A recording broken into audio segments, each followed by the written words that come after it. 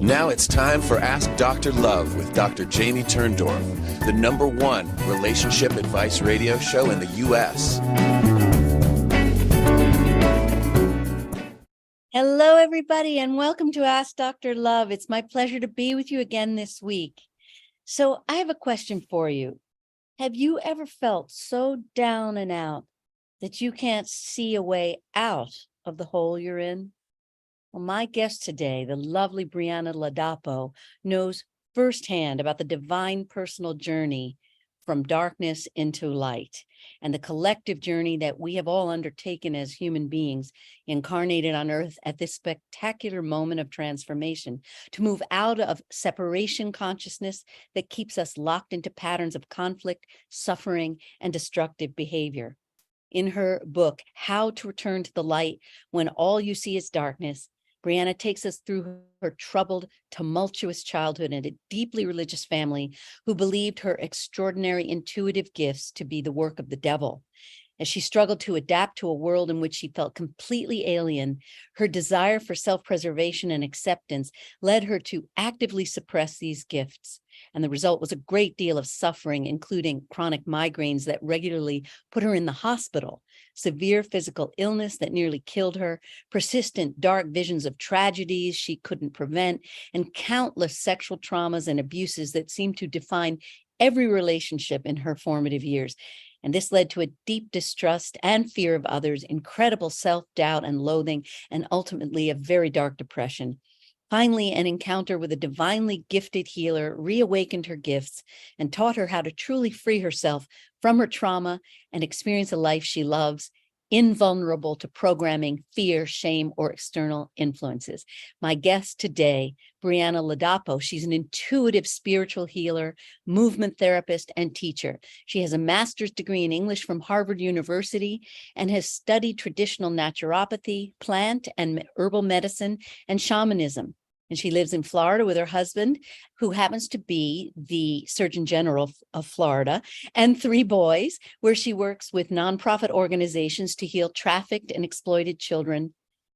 And without further ado, I want to welcome you, Brianna. I'm so happy to have you on the show. Thank you, Dr. Jamie. It's a pleasure to be here. Thanks for having me. Oh, you're so lovely. So would you like to begin by sharing your own story? Because when you tell, I read your book and I just adore this book.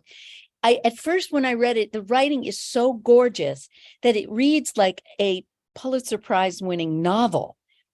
And I mean, really brilliant, beautiful metaphors and just absolutely page turning, which you don't expect when reading a memoir. So here, your story explains your darkness and all the struggles and what you went through as a result of literally having to murder your soul to survive in that first family, and then how you emerged. So would you like to share your story with everyone watching and listening? Sure. And thank you so much for your kind words. That means the world to me. I wrote this book in hopes of it being of service to someone, and that perhaps someone who can, or anyone who can relate to this journey will benefit from it. So when I was a little girl, I have very vivid memories of being happy, joyful, just so cheerful, a little ball of light, but everyone around me was very dark. And I'd like to clarify that I say none of this with the intention of disparaging my birth family. I love them and wish them well. Um, However, I certainly did not fit in. And I was born into a family where my father's side was very fundamentalist Roman Catholic, and my mother's side was very fundamentalist Protestant, to the extent that they believed their singular building of churchgoers was going to heaven and the rest of the world was going to hell. So not even their extended congregations and family made the cut. So I was essentially born into a religious war in my house, and they were vying for my allegiance from the day I was born. And so much of what I remember of being a little girl is just fighting, lots and lots of battle, and lots of dogmatic arguments, and this says this and this says that. And I remember being about 3 years old And I only know that because of the room that I recall standing in at the time. It's where we lived. And watching this happen and thinking, I don't think this was God's intention. I am so I can feel this incredible love and this divinity. And I'm pretty sure you're all wrong, but I didn't have the words at 3. Um, and even as a little one, I always heard my angels. They were like my friends. They were always with me. There had never been a time when I didn't hear them. I thought it was normal. I had no idea that not everyone was having this experience. And so, because we define the world through our experience, I went ahead and spoke freely about it to my family. And that was a mistake. They started telling me that was the work of the devil. That was Satan talking through me, that there was something wrong with me, that I needed to repent. And Wow. It's and so fundamentalist. It's unbelievable. It's medieval. it is. And I was very angry for a long time. And we'll get more into what that looked like. And it's taken me a very long time to understand and have a more elevated perspective about not only why they were that way, but that it actually really served me Yes. in taking the journey that I've ended up taking. So I'm very grateful for it at this point, but that was not Yes. always the case. Yes. So I became miserable as a child. I tried so hard to be myself and bring light and joy, and every time I did, it was like being smacked in the nose with a rolled up newspaper or shoved in a corner. And it seemed like the brighter and happier I was, the more I offended all of them. And I didn't understand it. It's as if my very presence was so offensive that they just wanted me gone. They wanted to get rid of me. So I reasoned as a child that the best way to survive my situation would be to put a lid on it, just stop talking about it, suppress those gifts. So I started actively ignoring them. I stopped listening to the angelic voices that I describe a little bit in my book, but they had saved my life literally many, many times, kept me out of bad situations, warned me about evil presences around me. And I had not had that. And I had inherently trusted it until my family taught me that I shouldn't. And the second I stopped listening to those voices and shut off my intuition, I got myself into a world of trouble. It was a physical illness began. I had very, very serious migraines to the point that my parents thought I had a brain tumor. They started taking me to various specialists, trying to figure out what was wrong with me. I would go dark for days. I would be in so much pain, I couldn't handle light or sound. I would vomit literally for days and end up on fluids, and Okay. nobody could figure it out. And You're really like bursting at the seams from the rage because your head was blowing off the top of your body because you were so angry to have your soul be annihilated. it's amazing that you say that, because I didn't even acknowledge rage or that I was even angry till many, many years later. I don't want to fast forward too much, but when I started working with the healer that ultimately freed me from all that, rage was the number one emotion that came screaming out of me at a level that I didn't know I could hold. It actually scared me, but Yeah, yeah. much better now that that's been transmuted. Um, oh, forgive me. Where was I? I'm sorry, I distracted you No, with no, the that was an rage. amazing point because I didn't figure that out at the time. I really thought there was something wrong with me. I thought I must have come out wrong. Maybe I took a wrong turn somewhere on the way to Earth, but I definitely didn't feel like Oh, I belonged here. you didn't I belong used in to lay that out under the family. stars. Yeah, I used to lay under the stars and pray for somebody to pick me up. I didn't even know who I was praying to, Oh, but I yeah. felt like my friends were out there somewhere, especially after I saw ET. That did me no favors. Oh, Telling me yes, to come back right. for me. Phone me home. Beam me up, Scotty. Oh, yes, boy, anything. And so You not wrote in only your was it book, this was an excellent sentence. Eventually, I started to believe them and began making myself smaller, more normal in hopes of avoiding their judgment and criticism. You became a people pleaser, you said in the book, which is so inevitable, right? In that kind of upbringing. yeah, and I was good at it too, because Yeah. since I'm relatively empathic and I can read people and what they want easily, it was so simple for me to just conform to whatever was in front of me and who I was around. And I had no idea what it was costing me. Oh, That gosh. every time I denied my soul and who I really am to make someone else happy, I was killing my own light. Absolutely. This went on for many years and it took many forms. And a lot of it, unfortunately, was sexual abuse, sexual assault in nearly every relationship I had. And that was especially difficult for me because having grown up in this ultra religious household, I was saving myself for marriage. So Oh, I yes, of thought, course. like intellectually, I wasn't putting any of that out there. So it was very confusing for me when everything I got in return was some form of assault or abuse. You know, if I can jump in, this is something a lot of people don't get. And what happens, I call it a heat-seeking missile function. So brain, when you have buried anger, murderous rage is buried, your unconscious says, you're a killer in your heart. You're a bad person. You deserve to be hurt and punished and raped and injured. And that's why when the buried rage is there, people become magnets for abuse and sexual abuse. And it is such an amazing thing. The minute that rage is brought to the light of day and not buried, all that heat-seeking missile stuff goes away. But so I'm not surprised you became a target of the violation because the unconscious was finding a way to punish you for all that rage that was buried. Absolutely. I was emitting a frequency that I didn't even know. And I love that you said heat-seeking missile. I Yeah. have 3 little boys who love to play Mario Kart.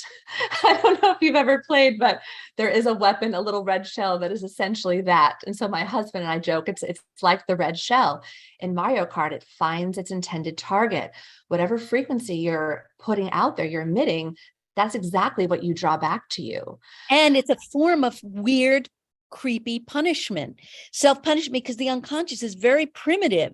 So it says, oh my God, you're a killer. You deserve to be punished. I mean, I've had thousands of patients over the centuries, the decades, who have come to me with I'm going to die in a crash. I'm going to be punished. I can't fly. I'll die in a crash.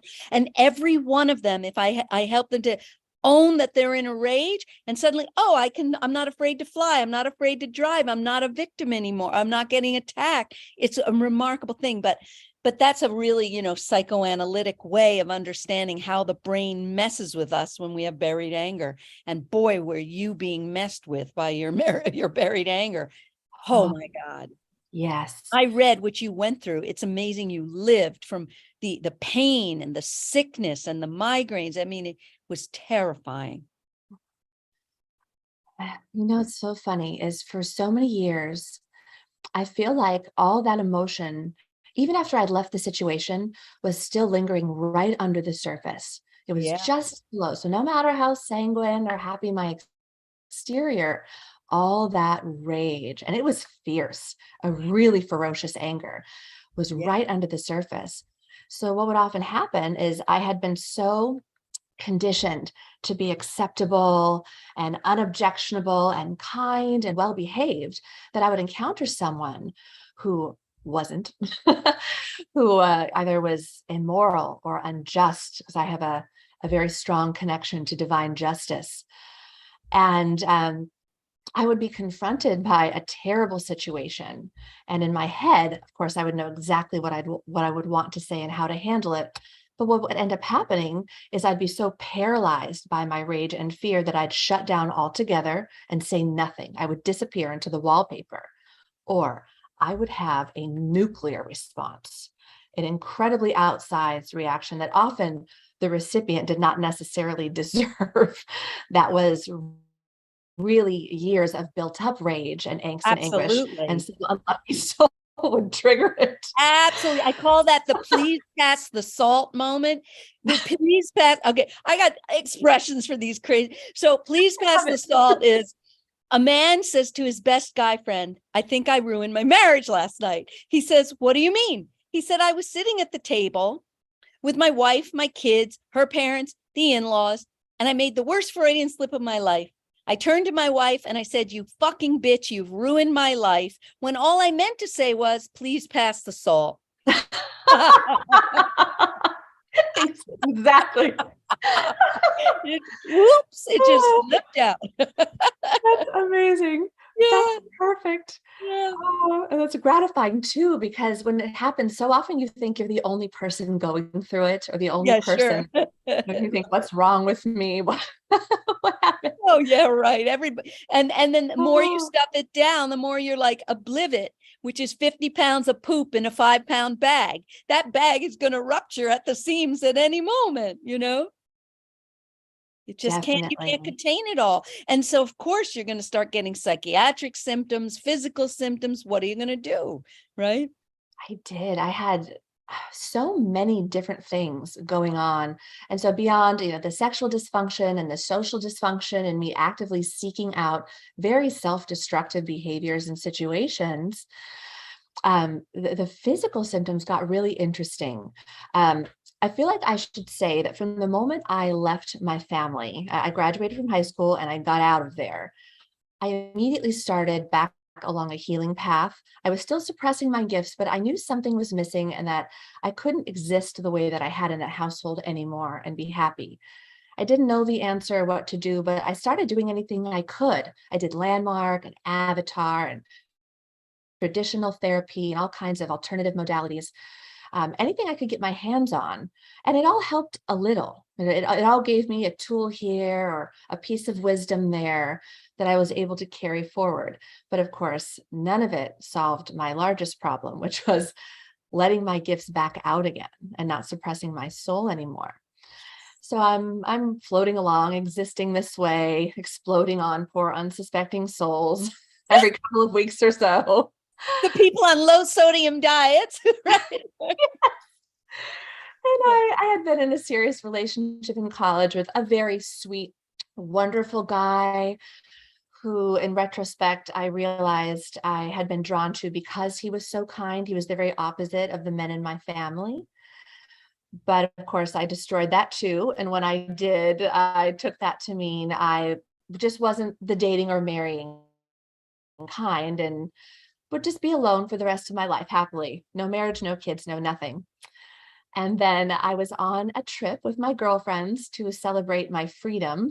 I We were in the love how Virgin you Islands. describe that. That's like a chick novel. It's just so romantic. The way you describe your meeting Joe. Oh my God. A total freeze up. Here we go. Do you see when the love energy was the strongest? Total freeze up.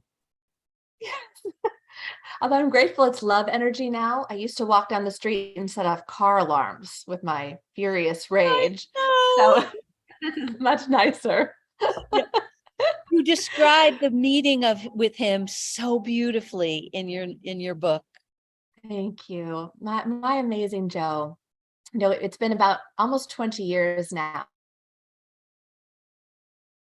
Wow. And he is still my very favorite person in the world. But that day, my friends and I had gotten back on the plane to go home, and we didn't want to leave. We were having an amazing time in St. Thomas. So we were at the beach till the very last minute, and we got on the plane, all gross, sunburned, no makeup, bathing suits and sweats. And I was planning to read my book and ignore everyone on the flight back. And at the time, I was living in San Diego, taking a year off between college and grad school. And I'm sitting on the plane, and all of a sudden, the most beautiful man I've ever seen, physically, energetically, soulfully, everything, walks on the plane. I thought, oh no, this is the last thing I need right now. And I slumped down in my chair and I hid behind my book. It's like, I don't see you. You don't see me. This is not happening. So I had planned to just hide until he walked by, but he took the seat right next to me across the aisle. And I thought, okay, that's it. I'm just going to ignore you. I'm going to look forward. This is not happening. And he struck up a conversation. And I couldn't not talk to him because he was right there. And at this point, I'm desperately telling myself lies like, oh, he's so attractive. He couldn't be intelligent or kind. He's probably a jerk. I'm saying all these things to myself, the things you tell yourself when you're trying to talk yourself out of something.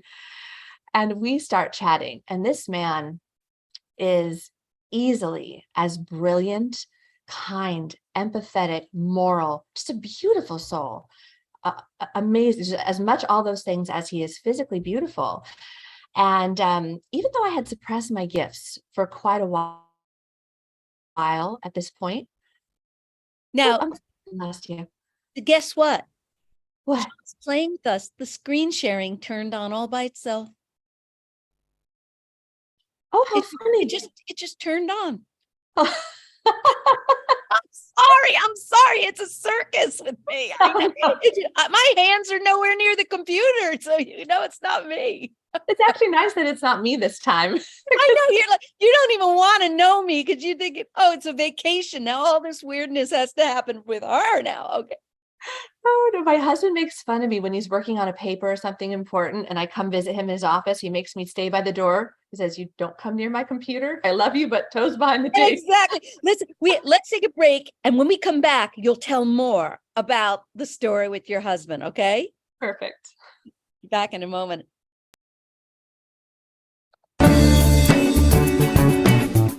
Are you a business looking to expand across the USA? Ask Dr. Love reaches millions of radio listeners, offering you a unique opportunity to reach out to almost every adult listening group, as everyone is concerned about their relationships. There is no other relationship advice show broadcast anywhere else in the USA. By advertising on Ask Dr. Love, your company can reach an audience that no other show touches. Visit AskDrLove.com and fill out the contact form to get in on this tremendous opportunity. Fill out the contact form at AskDrLove.com right now and get all the details. Will it be your company that gets to take advantage and grow your business?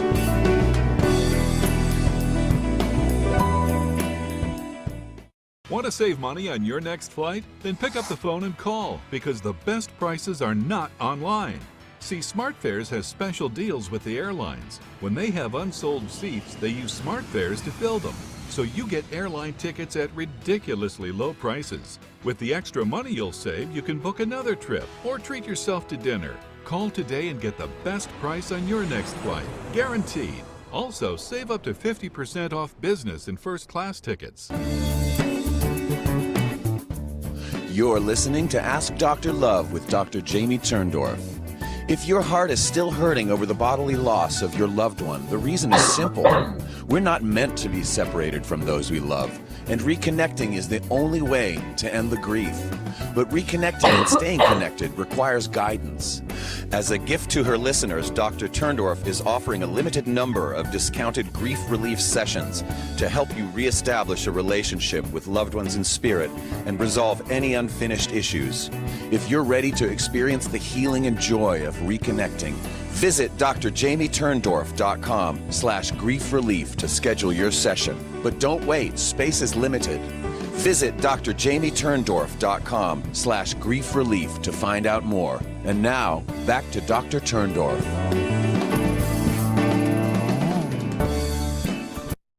Hello again, and welcome back to Ask Dr. Love. I'm talking with Brianna Ladapo. Brianna, did you notice that you started to cough? Yeah. Okay, so you started to cough right when my Love Never Dies book commercial began. And I'm going to tell you why you did. This shows how intuitive you are. My husband left his body from a fatal bee sting, and he suffocated in front of my eyes. After he left his body, I had a massage therapist who was a shaman come to see me. And after I did not know him. And after 6 weeks, he phoned me and he said, "I want to tell you, after every time that I see you, I am choking and coughing, and I have to pull over on the side of the road to clear my lungs." And I said, "Oh my gosh, my husband's spirit is coming through you and in some way inducing in you the physical sensation he had right as he left his body." Oh my goodness. And I saw you, heard you cough as soon as the Love Never Dies commercial began. So you picked up his soul essence and he gave you the sensation to prove he's with us. That's remarkable. And I was wondering what was happening because my throat suddenly felt like it was closing. Closing up. Yes. That's, I thought, oh, Brianna, wow. I have chills from head to toe. Oh, That is so wow. extraordinary. And of course, you don't know me. I don't know you. We're meeting today for the first, I mean, girl, you are hell of an intuitive. Thank I you. am absolutely blown away. And I had to tell you why that happened to you. Oh, thank you. I'm so glad you did. My goodness. Very often I Because have you thought, what the heck is that? Why is this Yeah. happening to me? But he really, it was his way because he's been playing tricks. He really wants us to know that he's present with us in the show. And this was just a little pièce de résistance to say, hey, the man who as he left his body. Isn't that something? So anyway, let's come back to the story with you and your beautiful Joe. So we ended up on that plane having an incredibly beautiful conversation, and we hadn't been paying attention to much other than each other. And I had forgotten that that morning, Hurricane Charlie had started as a tropical storm in the Virgin Islands, and we didn't realize it was slowly following us up the coast. So it should have been a quick 5-hour trip back up to JFK, where I would have gone back to the West Coast and he would have gone back to Boston, where he was in medical school at the time. And all of a sudden, our plane was rerouted to Jersey. When we got there, there were many other planes rerouted circling the airport. We circled so long, we ran out of gas. We had to make an emergency landing, and we had long since run out of food and water. It had been almost 20 hours at this point. We're sitting out there, and a man had a cardiac event of some kind on the plane right in front of us. Joe helped save his life right in front of me, and I'm still in denial. I'm still saying, no, he's probably a serial killer. Yeah. No, he likes to kill them and then revive them. So this man is just perfect, and he's so kind. And at a soul level, in retrospect, I definitely knew. I knew he was my soulmate. You were just so scared. It's understandable, that you're just like, no, I don't want anybody near me. I'm going to just make up a story. He's a murderer. Yeah. So when we finally got to the airport, which we had to run to across the tarmac because lightning was striking, lightning struck the airport. We lost power and a riot ensued, and we got separated. And the moment we were separated, finally, I thought, uh-oh, what if I never see him again? And then he fought his way back through the crowd to me and got my phone number. Isn't it? You see why I say it's like a romance novel? And it's a beautiful romance movie too. It's just so beautiful and visual. And then you see how the natural reaction is, and I read your book, and I'm saying, and then what? You see? And then what? Then we both went back home, and that wonderful and started calling me. And I was such a stubborn pain in the butt that I did not pick up the phone for almost 3 months. I was telling myself all these, I know, I really do regret it, but it worked out okay. No, I think it was meant to be, because it showed he was tenacious enough and devoted enough to not give up. It was part of the story. It had to be that way. That's true. But I finally came to my senses one day, and I answered the phone because I just couldn't not pick it up. And he told me that he was going to give up. That was the last time he was going to try. Yes, of course. So my angels had my back yet again. And for the next year and a quarter or so, we spent all night, every night on the phone because of the time difference. We both had roommates. So I would hide in my closet and talk to him all night. He would hide out on the porch, which is not fun in Boston in the winter at all. Poor guy would be out there freezing. And we talked for 6, 7, 8, 9 hours almost every day. And we didn't even realize we were falling for each other. And then I had a reason to go to Boston, and we saw each other again for the first time since the plane. That was the end of that. 6 months later, we were engaged. I had my stuff packed and shipped there. And I just didn't go home again. Well, that became my home. Exactly. You didn't go to the biological home. Yeah. And that was that. And we had still do actually have such an intense, amazing connection. And we were so happy. But what started to happen, especially after a couple years goes by, is all the trauma that we had both brought into the relationship that we thought was resolved but wasn't, started to get in the way. Yep. And he wouldn't mind me telling this because he has shared this publicly, but he also was sexually abused and had a lot of other trauma coming in. And even so, I thought in my mind, okay, I've done all this work. I've done, Landmark and Avatar and therapy and da da da da da. I thought I was okay. I was not okay. Wait till you get into a relationship. Then you find out how not okay it is, right? Right. Especially if it's someone you have that intense of a soul connection with. Absolutely right. It's like a mirror, right? They reflect back to you everything that you're experiencing and not expressing. But he was also your soul twin. It's Yeah. not as common to find men who have been sexually molested. And yet here you had a soul twin with the same trauma as you. Yes. And to me, it's unbelievable too that he had the courage to say it. I He know. dealt with it. He said it out loud. He's in an a amazing public guy. He really is. I wish everyone could know him as well as I do, because of course the media loves to go after him, but that's what they do. But he truly is the most remarkable soul I've ever met. And he's still my favorite person. So anyway, things started going badly. And the irony is, it was never stuff that was directly between the two of us. It was always old baggage, intergenerational trauma, sexual trauma, all these other things that are very much triggered by intimacy, right? Being in love with someone makes you vulnerable. So all the ugly stuff comes flying to the surface. And things really started to break down. And we've always been good communicators. So we're trying to work through it. And I got pregnant with our first child. And my body shut down. I almost died more than once. And no one could ever even figure out what the problem was. I couldn't even keep water down. I was on an IV. I was skeletal with this giant baby in my tummy. But it was the same symptom you had as a kid, where you were puking and you couldn't keep food down. It was like you were being poisoned and you had to vomit out the poison. And it was right when you were pregnant. So it's like it brings up your own childhood again, another baby, it starts again. Yeah. And early in that pregnancy, I think I was only a month and a half or two along, very early.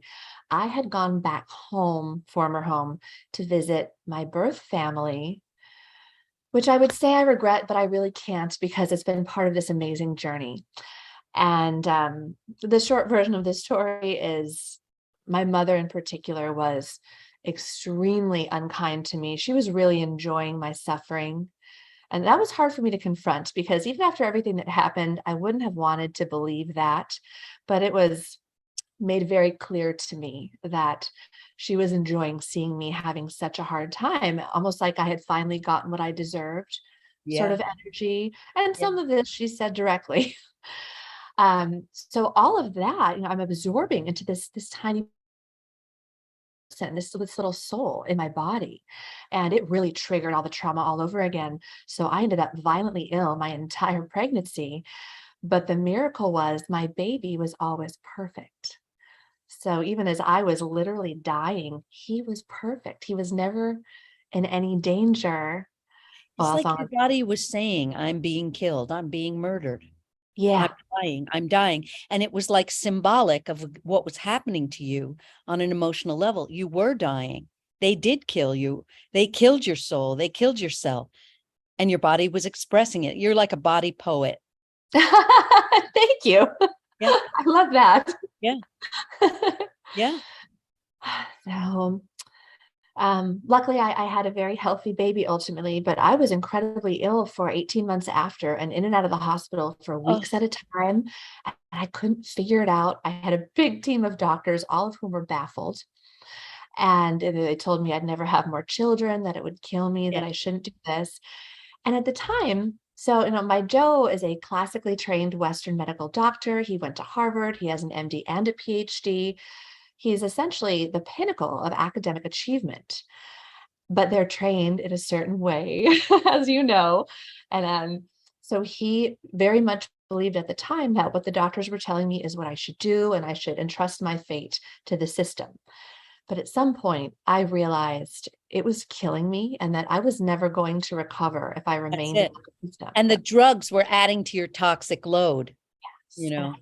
I'm so sensitive. I can't even take Advil most of the time. Oh, no. I You ended know, up in the hospital when I took Advil. oh, well, it's You nice and to know I that are I love so alike. It's unbelievable. It's amazing. When you're this sensitive, you cannot process. No, it's like an assault. Yeah. Yeah, and I didn't know, and of course, they're throwing one drug after the next at me, and then I have a side effect, so they give me a new one. Oh God, this is what kills the elderly, Yeah, you and know? I was just medicated out of my mind. I couldn't even feel my soul anymore. I was so numb. Oh my gosh. And then they were giving me painkillers, and, that's you disassociate, especially if you're already in pain. It's almost a welcome feeling on some Yeah. level to not have to deal with it. But thank God my angels started screaming loudly, "You're going to die if you stay on this path." So one day I fired them all and I walked away from Western medicine and I got myself a naturopathic education. I started studying shamanism and energy medicine and nutrition, but holistic nutrition, not classical nutrition. And it took a while, but I finally healed myself. And so my focus this whole time had been still on the physical. So now I've been through this amazing journey. I've healed myself physically, and I just think I'm doing great. Well, not so much. My sweet husband's PTSD was really starting to surface around this time because, of course, he had to take care of me. So he's going through a medical residency. And then in the beginnings of his career at NYU, I am deathly ill. We have a new baby. I can't work. So he's experiencing probably a bigger stress load than he has since the time of the abuse in his childhood. And of course, it triggers him. And then his triggers trigger me. And our marriage Absolutely. started to fall apart. Yeah. And we realized that we needed to do something radical. And some time went by, and here's we were trying different things, and we did end up having two more beautiful, healthy boys. And my pregnancies were still difficult, but not like that first one because I did not resort to medication and all of that. But after we finally had our third, the stress for both of us just reached an absolutely critical point where we were about to implode. And I really didn't know what to do. I had tried everything I could. I had called on my guides, my angels. Now, unbeknownst to me, they were, of course, answering my prayers. I just hadn't seen it yet. And one day I was confiding in a friend of mine how devastated and how lost I felt, because I felt like I had been through hell and then found this amazing soul, my soulmate, my twin flame, and this beautiful bliss, only to have it ripped away again. And I didn't know what to do. And he said, "I have someone I think you need to meet." And he gave me a brief description of someone. And he said, now he's really out there. So maybe read his book first. And I could tell he's sort of gingerly posing this to me. But most people would consider me pretty out there too. And nothing scares me. So he said, "Bring it on. Please show me this person." So he gave me his name. I ordered his book, and his picture is right on the cover. I didn't even need to open it. When I saw his face, like when I saw yours, I had this deep soul resonance and knew it's like, he's the one. He is the person who can help. So I got a hold of him and we chatted on the phone for a while. Even his voice, I knew this voice. I knew this man, but I really hadn't woken back up yet. So under great protest, my wonderful husband went to spend a week with this healer. And, Joe, so scientific and so database and so brilliant. This was not his first choice of avenues.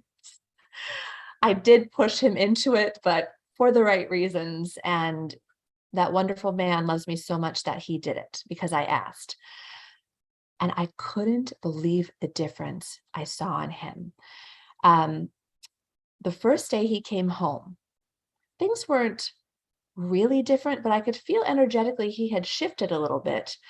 And the thing that surprised me the most, he had always had an entity, a dark entity hanging off of him since the day I met him.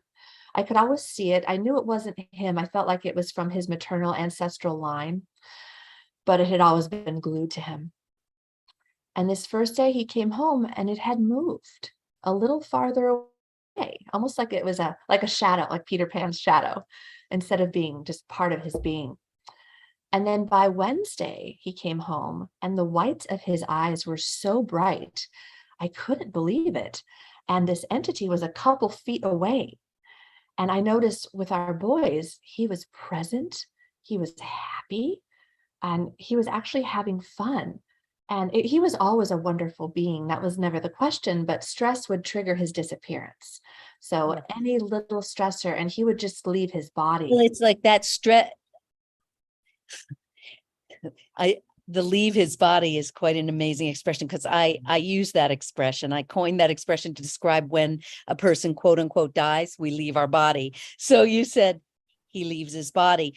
Every time he was traumatized in the present, it would reactivate the earlier trauma and, like tweak the PTSD. Yeah. You don't know this, that last year I published a book on PTSD. Oh, you're kidding. No, we were meant to meet. It's like, I'll send it to you. So it's a new method that I've developed for reversing PTSD, and it's my energetic system upgrade. It is so crazy how we were, how we were introduced was through Sherry Tenpenny. Oh, and yes. Tenpenny, Dr. Tenpenny had an energetic system upgrade with me. And in one upgrade, she said something that plagued her entire life was 90% gone. So, and I didn't know about the PTSD piece in your story till I read your book. So we were meant to meet for sure. So let's take a quick break. Excuse me. Here we go again. You're There he anticipating is again. commercial. Here it comes. Oh my God. Amazing. We'll be back in a moment. Dr. Love.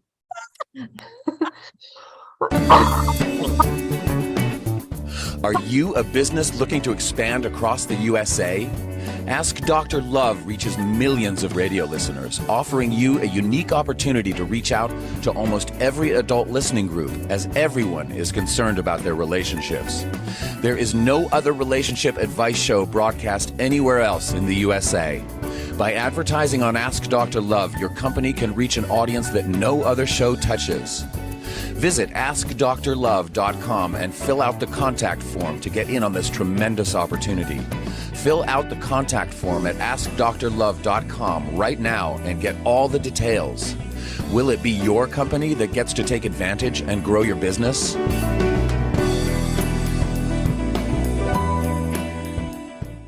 Want to save money on your next flight? Then pick up the phone and call, because the best prices are not online. See, SmartFares has special deals with the airlines. When they have unsold seats, they use SmartFares to fill them. So you get airline tickets at ridiculously low prices. With the extra money you'll save, you can book another trip or treat yourself to dinner. Call today and get the best price on your next flight, guaranteed. Also, save up to 50% off business and first class tickets. You're listening to Ask Dr. Love with Dr. Jamie Turndorf. If your heart is still hurting over the bodily loss of your loved one, the reason is simple. We're not meant to be separated from those we love, and reconnecting is the only way to end the grief. But reconnecting and staying connected requires guidance. As a gift to her listeners, Dr. Turndorf is offering a limited number of discounted grief relief sessions to help you reestablish a relationship with loved ones in spirit and resolve any unfinished issues. If you're ready to experience the healing and joy of reconnecting, visit drjamieturndorf.com/grief relief to schedule your session. But don't wait, space is limited. Visit drjamieturndorf.com/grief relief to find out more. And now, back to Dr. Turndorf. Welcome back to Ask Dr. Love. I'm talking with the wonderful Brianna Ladapo, author of How to Return to the Light When All You See Is Darkness. You know, I was thinking maybe in the last segment, you might want to talk about the last portion of the book, which is so fantastic, where you actually explain the steps you took to heal from your own trauma and your intergenerational trauma. Would you like to talk a bit about that section of your book? Yes, absolutely. Okay. So after Joe worked with this man whose name is Christopher Maher, and the results were so extraordinary, I decided to do the same. And the work we did that week would really take hours to describe, but it really was transformational. And if I could narrow it down to one major point or healing modality, it would be learning how to transmute my trauma. So we did a lot of transmuting the traumatic energy that was locked into my body. And I very quickly learned that if you do not feel it leave, it's not leaving. So it was not an easy experience. It was very intense, but it was remarkable. The things that came out of me, physically, vocally, spiritually, just in every way, were absolutely incredible. And he uses a combination of ancient disciplines like Majing and Meridian theory in combination with some more modern techniques to really take your trauma out of you. And the experience is different for every person. It depends on what you're holding. But for me, a lot of the focus was on sexual trauma. And I learned in that process through the visions that I had come up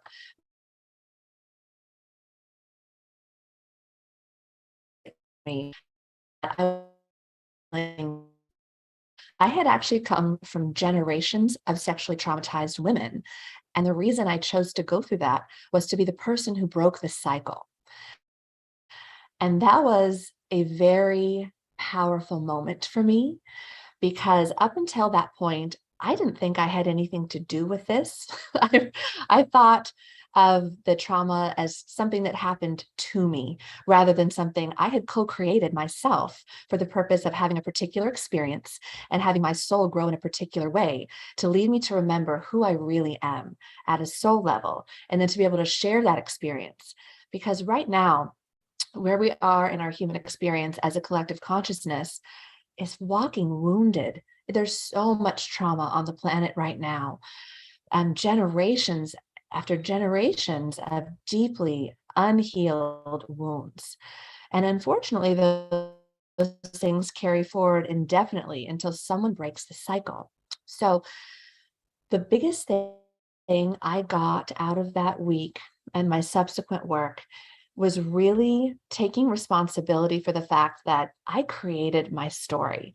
Every experience I've ever had, the wonderful and the terrible, were my own co-creation. And I had a very good reason for doing that. And that managed to deflate all the rage that I had been carrying around for, truthfully, I don't know how long. I do believe in multiple lifetimes, and I had many memories of several of those, most of them very violent, very ugly, lots of death, lots of murder, lots of destruction at the hands of religious organizations in particular. I had a lot of that come up and out of me through this work. And it really led me to realize that, in my opinion, the greatest gift we can give each other is our sovereignty back. We need to learn how to reclaim ourselves as magnificent creator beings. We are powerful. We're stuck in a paradigm and have been programmed to think that we are and should be small, powerless, compliant. But that's been done to us because the opposite is the truth. We're incredibly powerful. We are magnificent creator beings. And so my last chapter is a breakdown of things that you can do right now, with or without additional healing or training or anything at all, to raise your vibration. And I know a lot of people out there throw around the word vibration in a casual way, but the truth is, your vibration determines your experience in every way. It's like what we were talking about earlier with the heat-seeking missile or the Mario Kart shell. What you're emitting at even an unconscious level is what you're going to receive. So practical steps you could take to raise your vibration. One of them is do things that bring you joy. It sounds so simple, but I think a lot of us have this idea that unless we're suffering, we're not doing it right, we're not working hard enough, we're not earning it. But the truth is, this was not meant to be a plane of suffering. This is meant to be a plane of joy and experimentation and creation and fun. And that's what we're traveling back toward. So if you love to cook, if you love to garden, if you love to do math, like my husband, I think it's weird, but that's fantastic. What brings me joy is, running around with my kids or swimming in the ocean. Whatever it is, do it. Make time to do it. Because when you are in the beingness of who you really are at a soul level, you raise your vibration, and that affects everyone and everything around you. Another really important thing to remember is just focus.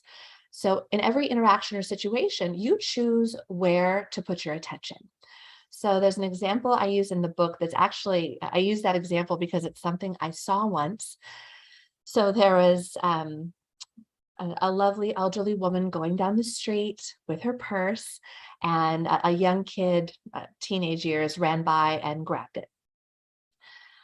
And then, a crowd came, someone tried to catch him, the woman fell down, someone else helped her up, and a lot of people rushed to her aid. So there are two ways to look at this situation, right? One would be to focus on, oh my God, what a terrible world we live in that a person would steal from and knock down a little old lady. Or you could say, wow, I live in a community where all of these people immediately jumped to a stranger's aid. They tried to help her. They tried to do what they could. They formed a circle of love around her and repaired the situation. And I would never say in the experience that you have. So if you focus on the positive, raises your vibration. So you'll experience more of the positive. And of course, the same is true for the opposite. If you focus on the bad parts of life, that's what you'll attract more of. I love the phrase, what you resist persists. Excuse me. I believe he's here again. I spent so long thinking that I was focusing on the positive because I was doing it with my brain, but I was not actually embodying it because I was still so traumatized that I didn't believe in the good of humanity or anything else. I was always waiting for the other shoe to drop. I was always expecting the next terrible thing and really faith in humanity.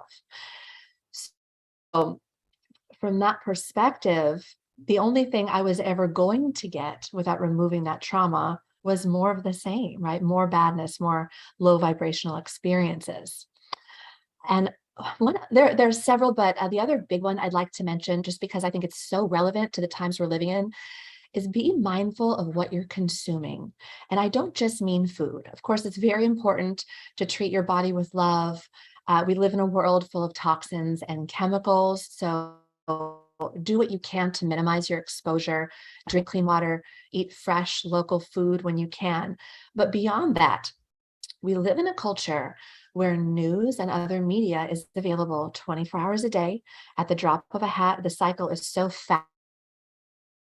Right. Negativity that sells. So that is perpetually what we're confronted with. And it's very easy to get drawn into that and end up with a view of the world that is very depressing. We think, oh my God, humanity is terrible. It's negative out there. Every time you take something like that in, it is lowering your vibration.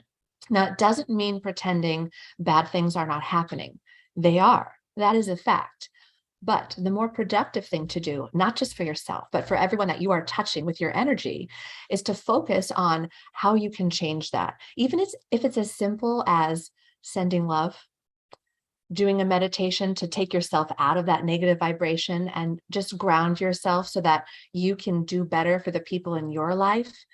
Any little thing you can do to stay out of that cycle of negativity is healthy. Absolutely. I didn't know I can't believe you and I could talk for 7 hours or 6 hours or 8 hours. I can't believe this show just flew by with you. Basically, you have to read the book because you're fascinating to talk to. You're fascinating to read. Your heart is so pure. And you just have to run out and buy this book, How to Return to the Light When All You See Is the Darkness. And just because we have to close now, but my door is open to you. You'll come back anytime. Okay. Thank you so much. It's really been a pleasure. Really. So just tell everybody how to find you, and then we won't say goodbye. We'll say so long. Your website, whatever else you want to give. Yeah, my website, it's my name, BriannaLatipo.com. My book is available on Amazon and Barnes and Noble, and I am on Facebook and Instagram under protest, but I'm trying. But I would be delighted to hear from any and all of you. God bless you all. Oh, thank you so much for being with me today. It was so wonderful seeing you and meeting you and getting to know you. Thank you so much, Dr. Jamie. You too. And we'll be in touch soon. And everybody watching and listening, I'm doing something that is fun that I've never done in my life before. I turned 65 this summer, and I am taking the summer off. So I will not be broadcasting shows this summer, and I will see everyone back in September. Like the song, See You in September. That's when I'll see you all. Take great care in the meanwhile. Bye-bye. Next time. You've been listening to Ask Dr. Love with Dr. Jamie Turndorf. Sign up for Dr. Jamie's newsletter at AskDrLove.com and receive her meditation audio that will guide you to open your heart and chill out during these stressful times.